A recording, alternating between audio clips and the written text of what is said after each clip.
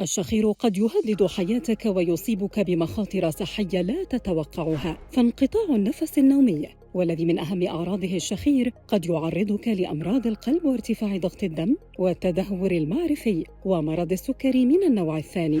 والسبب هو أن انقطاع النفس يقلل مستويات الأكسجين، مما يؤثر سلباً على القلب والدماغ وأعضاء أخرى على المدى الطويل.